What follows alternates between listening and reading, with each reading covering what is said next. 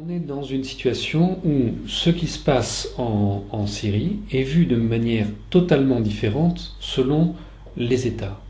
Donc, pour les membres de l'OTAN et les États du Golfe, il s'agirait d'une révolution, comme on a vu en Tunisie, visant à renverser un dictateur. Et le dictateur se livrerait à une répression sanglante, il aurait déjà tué plus de 5000 personnes, le pays serait à feu et à sang. Et puis il y a une autre vision, qui est celle de la majorité dans le monde, c'est-à-dire celle de la Chine, de la Russie, de l'Inde, de l'Afrique du Sud, du Brésil, de l'Iran, des pays comme ça. Donc ces États-là, eux, pensent que, au contraire, il y a un soutien populaire très important au gouvernement de Bachar el-Assad, mais que le pays fait l'objet d'une déstabilisation de la part d'éléments armés qui viennent de l'extérieur et qui livrent une guerre non conventionnelle, à la manière dont on avait vu une guerre non conventionnelle au Nicaragua ou en Irak dans les années précédentes.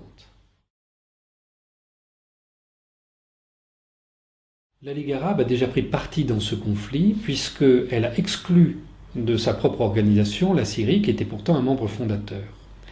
Elle a proposé sa médiation dans ce qu'elle pense être une révolution et une répression, et elle a donc envoyé des observateurs pour constater la vérité sur place.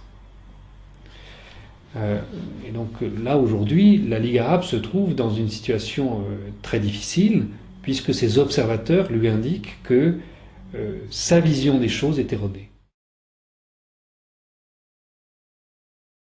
Les observateurs, ils viennent de tous les États membres de la Ligue arabe, sauf le Liban qui a finalement eu peur d'envoyer ses observateurs.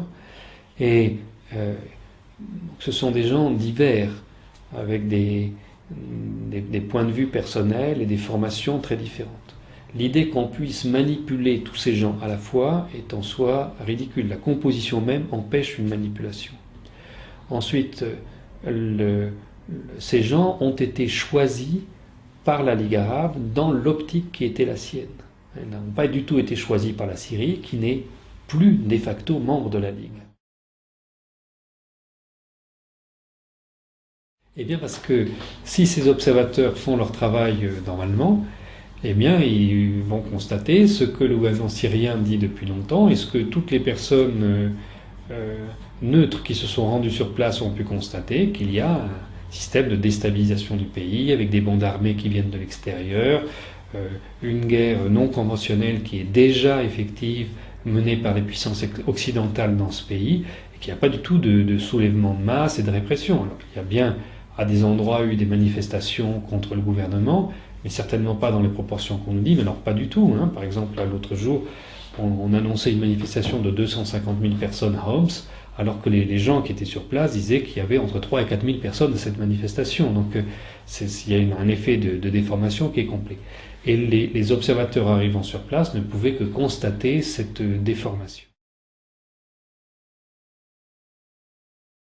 Je pense qu'on est arrivé à un point où la contradiction est totale. Bon. Si on lit les journaux des pays atlantistes et du Golfe, on a vraiment une histoire, et si on lit la presse iranienne ou chinoise, on va avoir une histoire complètement différente. Les observateurs sont pris dans cet affrontement.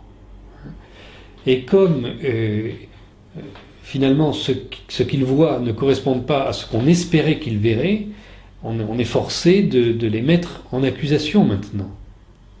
Ils sont mis en accusation par les gens qui les ont envoyés, ce qui est quand même un paradoxe. l'anomalie, c'est que les médias occidentaux, pour décrire ce que vivent les observateurs, n'ont pas de reporters sur place. Ils ne les ont pas envoyés. On le leur a proposé, ils n'ont pas souhaité le faire. Ils répètent tous les jours qu'ils n'ont pas le droit de venir, c'est faux. Il y en a tout un tas qui sont venus dans le pays, et il y en a qui sont actuellement présents dans le pays, mais pas aux côtés des observateurs. Et ils se basent, donc ces médias, sur une seule source, qui n'est pas en Syrie, qui est l'Observatoire syrien des droits de l'homme basé à Londres, et dont on sait qu'il est juge et partie dans cette affaire. Alors la question qui se pose à la fin, c'est, et alors, quand on vit aux États-Unis, en Europe ou dans les pays du Golfe, comment on fait pour s'informer ? Le seul moyen, c'est de lire de la presse étrangère.